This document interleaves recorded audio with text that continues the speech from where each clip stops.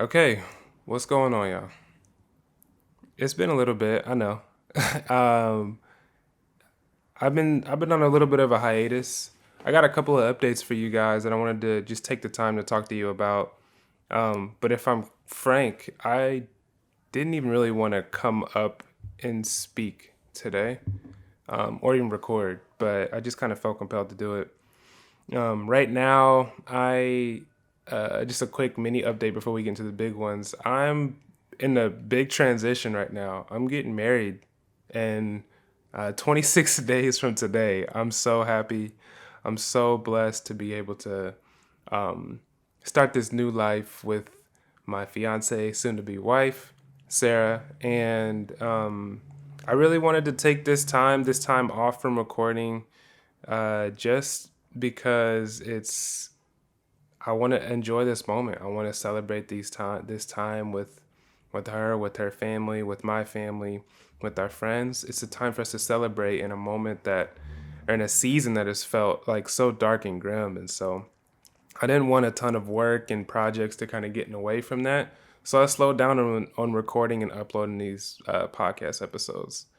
But, I'm here today because the world doesn't stop. There's some things that have been taking place, that are relevant to the topics that we talk about in this podcast that, I didn't really want, I just felt like it was important for us and for me to say something. And yeah, so that's why I'm here to doing that. As you can tell, today's a little bit less scripted. There's no guest today. It's just me. So yeah, we're gonna dive into some of that stuff that has been going on over the past few days, and then after that, I'll share updates on where we are with the podcast because it is coming back. It wasn't a short one season thing. We just finished the first season, so like I wanted to take a break and celebrate that, and we'll get back to that. But I'll share updates after we kind of go on to talk about the things that have taken place. And when I talk about this stuff too, like I'm gonna share my thoughts and just kind of be done with it. Like I don't want this to be like I just I know in terms of the podcast and the content that we share, a lot of it is kind of heavy and traumatic. I don't want to really sit on this that much. I have some things that I've been wanting to communicate and I don't necessarily know how to do it, so I'm gonna do it this way and walk through it, and then we'll kind of just go from there. I'm tired. I'm tired, y'all. I mean, so let's talk about Daunte Wright. Um, for those who know or don't, if you don't know about it, do your research. But I'll give you a little bit of a kind of a synopsis on kind of what's going on with this. So Daunte Wright was a black man at the age of 20 who was pulled over in Minneapolis by 3 police officers. I guess there was a warrant out for his arrest, so they were searching for him anyway. But I think in this particular instance, I think it's still a little bit unclear.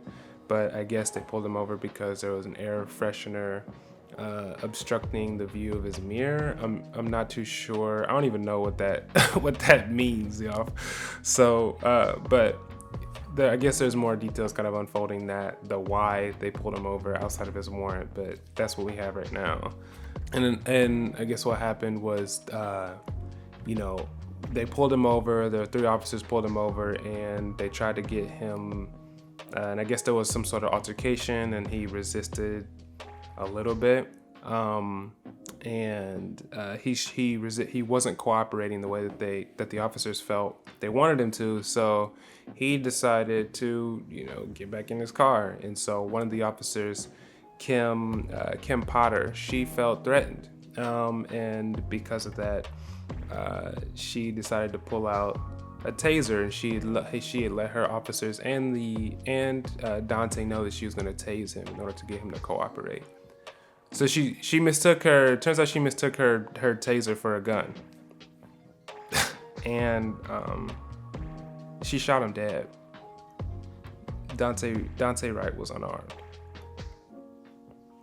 So it's another story of an unarmed black man, barely a man, 20 years old, golly, being shot and killed by a police officer. And you know, in terms of this situation and a lot of situations, like I'm not going front y'all. I've been off social media for a minute, and I've been staying away because, like I said earlier, I'm trying to focus on the things that I'm doing in my life currently with my family that I'm starting, and so that's taking priority for me. And I don't want to hear all this noise, and I've been staying away from social media because I know, especially with things like this, it just makes things harder. Like I'm not here for any of the fake activism or the trauma porn that just keeps coming up. People just will replay video because yes, there is a video that you can see of the arrest, and we'll talk a little bit about that in a second. But I just don't want to see people on Twitter, Instagram, whatever, just replaying the videos, and then you know, talking about Black Lives Matters and like, oh, I can't believe this. Well, you know, you should be able to believe it because this is the reality we live in. It's like we like this stuff has been going on, so it's like, come on, bro, like quit acting like it's new. Quit acting like you posting or saying something that's gonna change anything, and it just makes things worse. So I'm staying off, and that's kind of why I'm choosing this platform to talk about it. It's just crazy, man, because it feels like nobody actually cares about the issue, because they don't. They care about how they look, and that's why they talk about it on social media, because they did their thing and it's a wrap. And I'm not here for that no more. I'm not engaging in that. I'm cool. I digress. All that aside, let's look at what actually happened. So I'm not gonna share any clips or anything from the video. You can look that up on your own. Like I said, I'm not living through that. I've seen that movie before. So the officer actually yelled out that she was gonna pull out a taser, and she yelled it multiple times. And in that instance, I just want to know how you make that mistake. Like I was looking, doing a little bit of research, and I think one of the chiefs was saying that like they, in their training, that the tasers and the guns are on opposite sides of each other. And I think the gun, if I'm not mistaken, is on your most dominant side, your dominant hand. So the taser is going to be, let's say you're right-handed, the gun's going to be in your right holster. The taser is going to be on the left. How do you mix that up? Like, I know 3-year-olds that can do this, that can know their left from their right. Golly. But, you know, all that aside, like, sure, things happen, and when you're in the heat of a moment and you feel threatened, your sense of logic goes out the window. That's been proven. But also, like, for real, why is the narrative for this Officer Kim Potter, like, every time I see something about this story, the narrative is immediately throwing out statistics about how often this mistake is made. Are you kidding me, bro? Like, you're gonna just talk about, you're trying to give grace to this officer who was a woman, sure, and it makes things a little bit more, it throws another variable into the situation, but not a huge one. Like, I don't know why they're throwing out statistics about how often a gun is mistaken for a taser. If that's the case, why are guns and tasers so close? Like, why do they feel similar? I don't know. I don't have either one. I choose not to. But I'm just saying, like, how is that mistake? I just want to question that mistake. And I'm tired of us talking and giving grace, even though it's not a ton of grace, but giving grace to the officer saying it was an honest mistake. Nah, bro, you can't make mistakes this heavy. One paralyzes a person temporarily, one actually kills them. Both I think are pretty extreme measures, but my goodness, if you had to make a mistake out of anything, that's not the one, bro. That's not the one. The thing for me is that, okay, we put these police officers in such a high esteem. Police officers have no room for error. No room for error. Absolutely none. But time after time, we give them grace. We give them these trials. We say, oops, that happened. Sorry. Like, won't happen again. Or it's like, oops, we'll fire this one person. Nah, dude. Nah, it doesn't work that way. It's so crazy. It's funny because Sarah and I, my fiance, we just got a Doberman puppy a few months ago, and one of the conversations that we continuously have is like, Dobermans are considered like aggressive breed dogs. But man, if you see this dog, she's the biggest sweetheart ever. But because of their look, because of how they've been portrayed in the media, because of what they were bred to do as protection dogs, they are considered to be dangerous breeds, and people are fearful of them. And so if they make a wrong move or a slip up, oftentimes with Dobermans, they get the ultimate punishment. They either get given away or euthanized. And so, and of course those are dogs, and we're talking about people and humans. But that's why when people train those dogs, there's so much that goes into it, so that there is like when you train a Doberman, you have confidence that they will never make an error, because if it is, because the weight of the error that they make is life and death. And it's the same thing here for police officers. Like, why are we not treating them to that standard? Like, look, okay, I got so many gripes with the way that we train police officers anyway. Like, why is it gotta be militaristic? Like, why does this have to be like a military operation where we got officers and assault rifles and all this stuff and like bulletproof? Like, why are we coming to the fight acting? You're like, you come to the battleground expecting a confrontation, and because you do that, you warrant that aggression back at you. Just think about like, imagine a protest. Okay, so imagine a peaceful protest. Imagine a peaceful protest with security guards who are guys like maybe unarmed, maybe they have a little pepper spray in the back or whatever, no bulletproof vests. They just come in with like regular vehicles like everybody else, and they just are monitoring side by side alongside these protesters. I guarantee you the thing is gonna be super low key, and people are gonna get their message out and go home. But because we come up with these freaking SWAT trucks and these ARs and these snipers and these bulletproof vests and these riot shields, that entices people to escalate the issue. So why are we training these people? Like, you're trying, like, you say that you're trying to prevent any sort of escalation and you're trying to protect, but your very presence and appearance escalates the situation naturally without you saying a word. Most of I think it was 80% of our communication is nonverbal.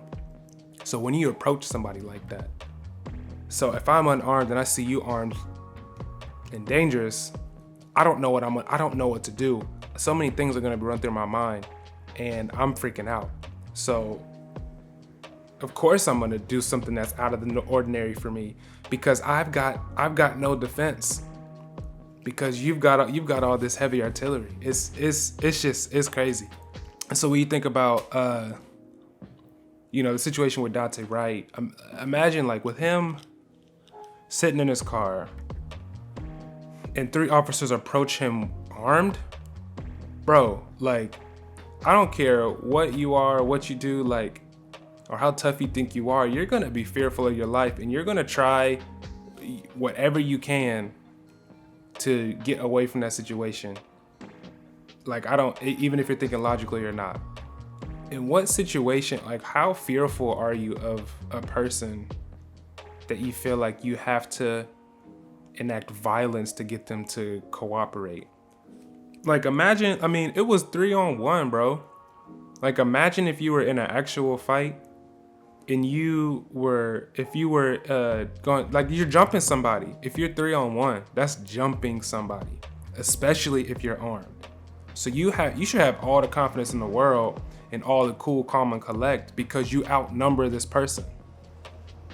Whether they comply, cooperate, or not, you have the upper hand, because you can get angles and whatnot to get them to cooperate if it even gets to the point where they need to cooperate, and all goes right.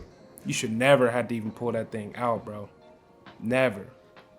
If y'all 3 people and you can't stop one person who's unarmed and hold them, then y'all shouldn't even be in the force. Like, what are y'all doing? What are we doing, guys? And how come every time this stuff happens, like, we see, like, there's always just like these busted cop partners, bro, that just watch stuff happen. Like, of course you're talking about, so in the situation, Officer Potter is yelling out, she's like, yeah, I'm gonna tase you, I'm getting my taser. Okay, she warned everybody, cool. At that moment, the other 2 officers should also be thinking logically. Like, they should be the ones, like, you're there to balance each other, just in case one of y'all goofy officers acts a fool. Y'all get to chill, y'all get to bring them back to earth and be like, yo, we don't actually need that sort of force. But for some reason, they just let it slide, and they're like, okay, yeah, this is a moment we need to tase this person. And again, things happen in a flash, but I'm not giving excuses like that. I'm not doing that no more. How many excuses are we gonna give? And I get it, I don't wanna focus on the minor details, because I think focusing on the minor details of one specific instance can really be divisive.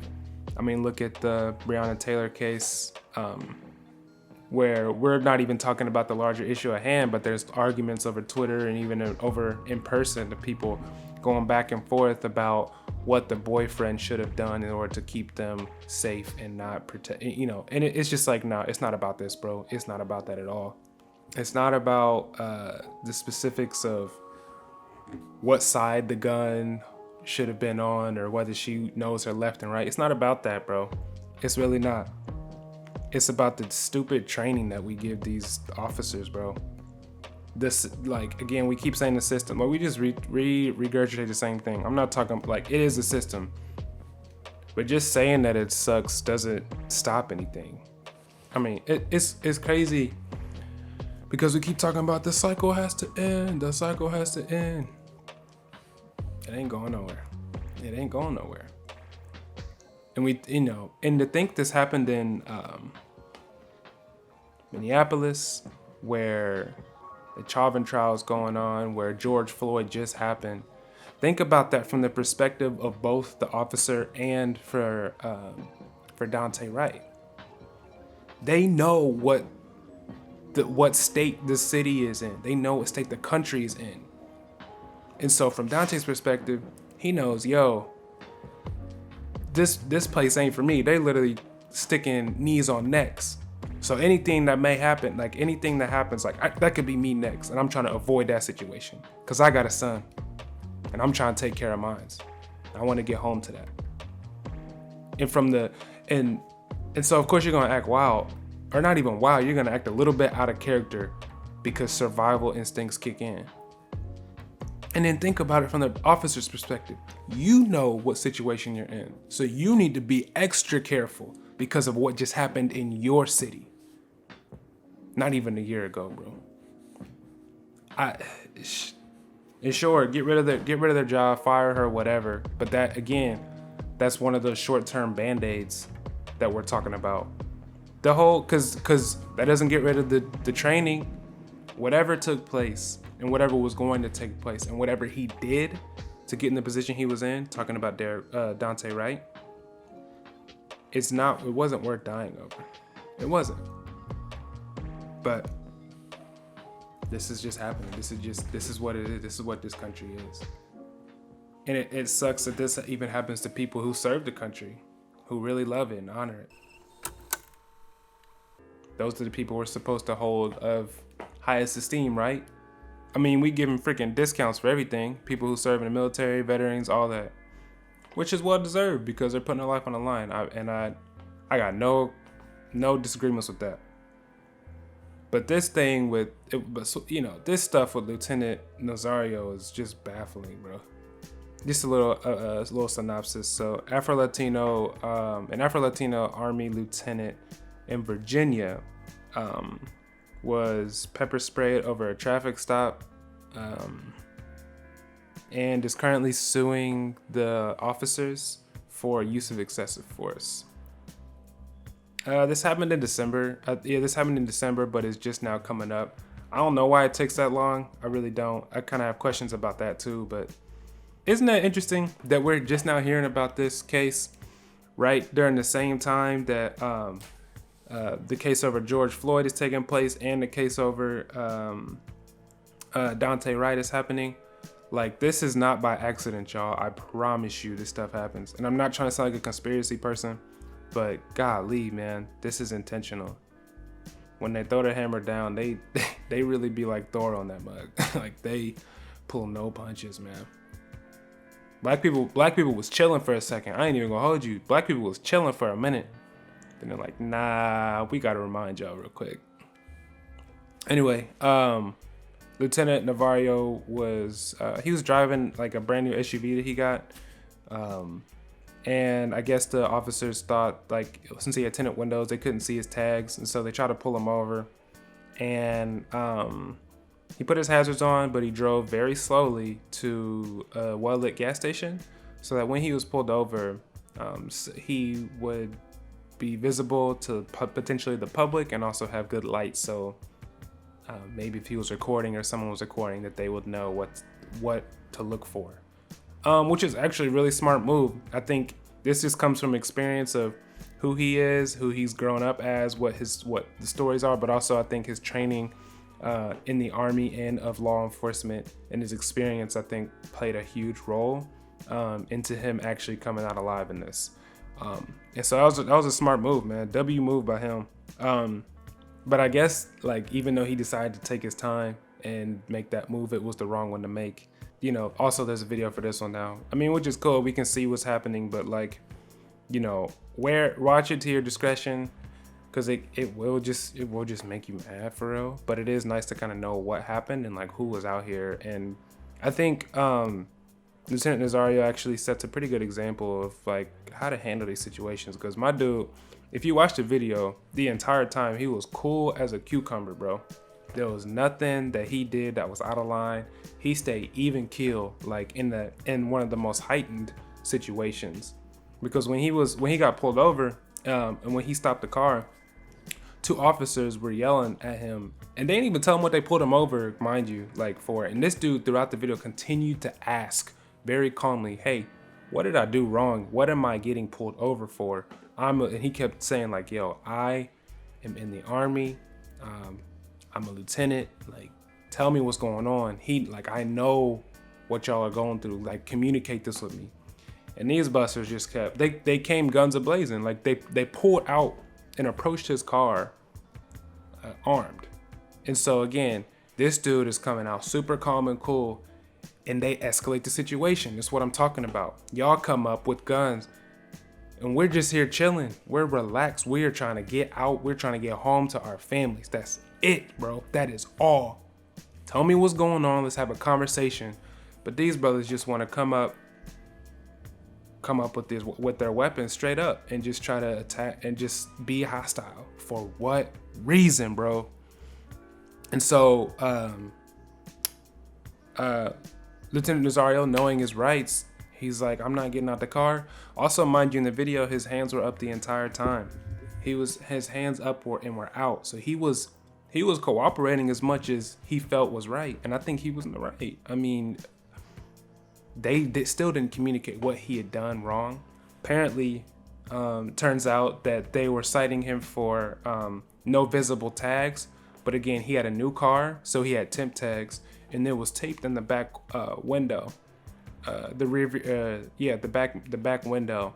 And I guess he, since his car was tinted, then I guess, like, they couldn't see it in the dark. But I'm sure once they saw it in the gas station and they saw the lights, I'm sure they was like, "Oh, there they go."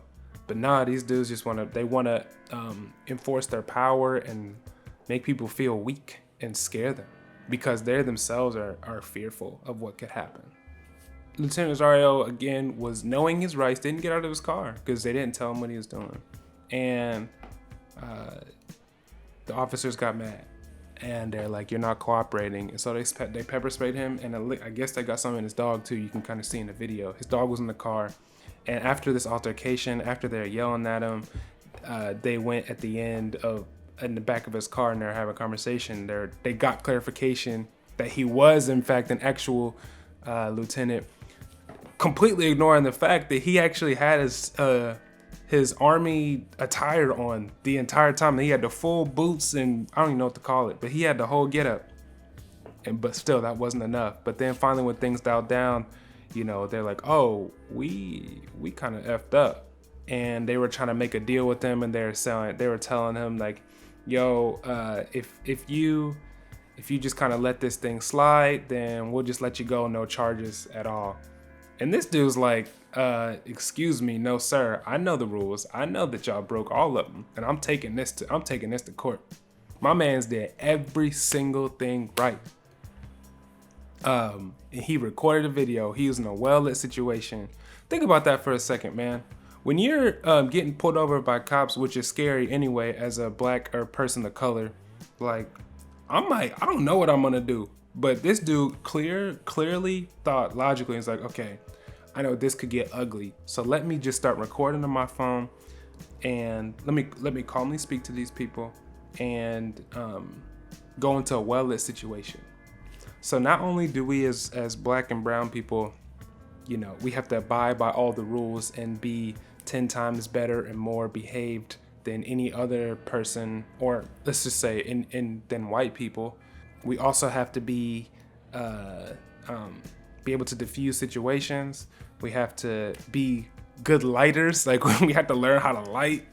We have to, there's just so much that we have to be in order to just, and still then, you do everything the way you're supposed to do it, by the book, and you still end up getting pepper sprayed and potentially damaging your life.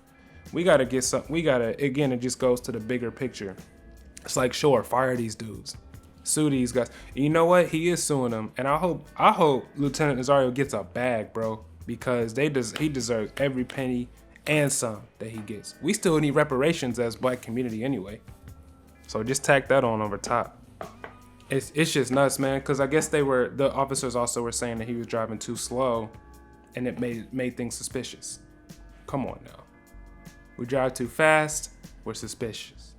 Drive too slow, we're suspicious. We drive the right speed limit, something's wrong with our tail lights. Come on, bro. Come on, man, that's cap. And it's like, and you think as someone who serves this country, I don't know how many years he served, but anybody who serves, like, we treat them with the utmost respect unless you're not white. Like, why are you serving this country if this is how they treat you, when you're literally in uniform in front of their faces communicating clearly what you were here to do?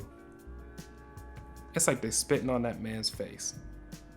It's just one of those things, man. Like, you can't camouflage racism. We gotta take power away from officers. We gotta take it away, because and we gotta change their training up. Like, golly, can we use other countries as an example for all the problems they got, even in China and Japan? I say more so Japan, bro. Just take them for example, man. They have police presence, but they're not heavily armed. They're not driving around in freaking tanks for traffic stops. They don't incite fear. If they're talking about protection, that's what they're there to do. But their crime rates are mad low because they are not creating spaces or moments of fear where people feel that they have to do X or Y in order to survive. Just take a note from other people, but we don't want to because we're the best, right? If you really love this podcast, make sure you join my private community on Zippy Stream. This is how you can get all my latest updates, special offers, and check out my bonus content, all for free. Whatever platform you're using to listen, click the Zippy Stream link in the description. Then share it with a friend so that they can join in too. And if you have a podcast of your own, why not start your own private community on Zippy Stream? Use my promo code Thorn in my side, and we will both receive 7 days of free marketing and promotion worth over $50. That's actually a pretty good idea, especially if you're kind of just getting started too. Use the promo code Thorn in My Side, just like it sounds, to get that free marketing. And again, I appreciate ZippyStream for always supporting the podcast. All right, let's jump in. All right, so I could talk about forever. I thank y'all for listening to me. I just had to get some things off my chest. I still will probably even have more, but that stuff will come later. Yeah, let's transition into actual updates about the podcast. So like I said, life updates. I am getting married. So, yes, sir. I am just trying to enjoy the moment, and I'm working on a lot of things in terms of moving into a new place, planning the wedding, getting to be with family and all that stuff. So there's still going to be a little bit of a break between episodes, but I have been recording, so there are episodes that are going to be coming. Just be patient with me. These things take time, and I promise it'll be worth the wait, because I'm also trying to elevate the podcast a little bit as well. I'm going to try to change the format a little bit. I think it's kind of transitioned into it naturally, but I think I want to be more deliberate about the conversations that I'm having. So initially in the first season, we're calling episodes 1 through 10 first season. That was specific to kind of focusing on trauma, more reacting to or responding to the racial crisis that we're in. And so a lot of the conversation was specifically towards how trauma plays out in little moments every day. And I still want to talk about that, but if I'm honest with y'all, talking about that every time with every person, as liberating as it is for the person getting those things out, like I think it's one of the most healthy forms of getting through these acts and these instances. For me, listening and trying to not force, but trying to pull it out of people, kind of it kind of takes you in a darker place. It kind of depresses you a little bit because you're not only dealing with yours, but you're also hearing everyone else's as well.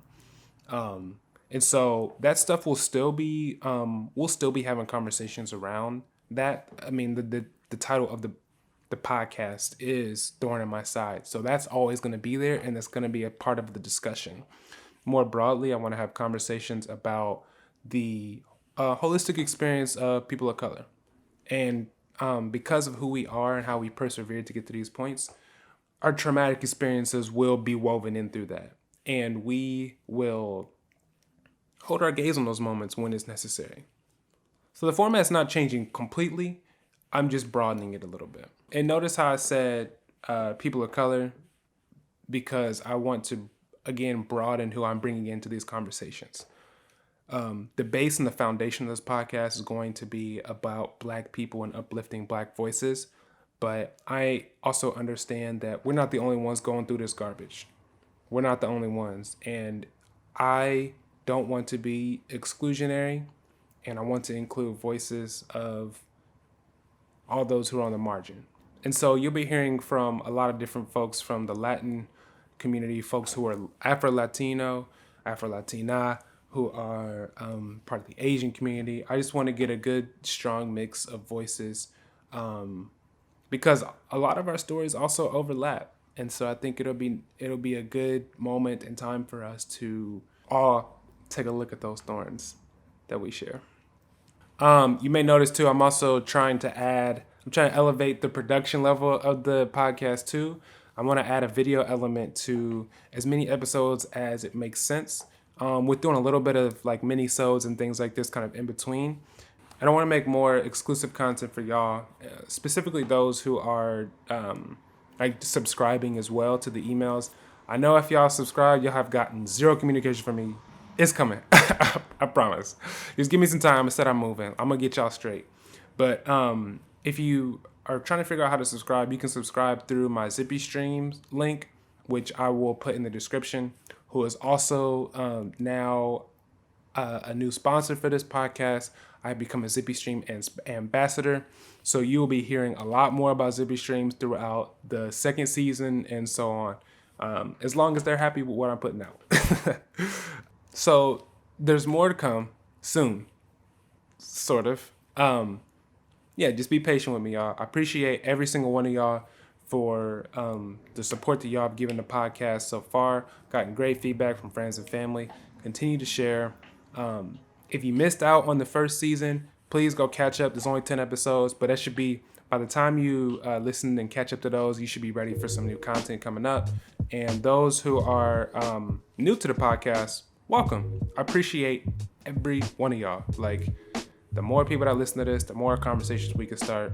If you're new, welcome. I'm going to be starting a YouTube channel. I'm going to be putting together, again, subscribe to the Zippy Stream link, because then you'll be able to get more exclusive content and you'll get more direct email communication from me. I'm not going to be bugging y'all. Y'all going to even forget that y'all are subscribing. I'm the type of person who hates emails. So I'm not going to be like loading y'all up with a bunch of emails, because I got my own stuff to do anyway. So I'm the type of person that's like going to give you value every time. And it's not going to come like every day. It's not going to be spam. I promise you that. It's going to come in. When you come in, it's going to be a surprise, because you're not going to be expecting it. And you're going to be like, oh, wow, this is great content. At least that's what I hope. So, so subscribe if you haven't. Again, link will be down in the description. But yeah, I'm returning real soon. Just be patient with me again. And thank you always for the support. Please share this with your friends. Share the old episodes with your friends. This is something that's very important for us as people, not just for me. I want to help use my gifts and use my talents to help everyone else come together. And so if I can do that through this format, then I'm super pleased that I can do that. But anyway, that's it, y'all. I appreciate you again. And before I go, I just want to remind you guys that none of us have any idea what we're doing. We just become better actors. And with that, I pray that y'all stay safe. Peace.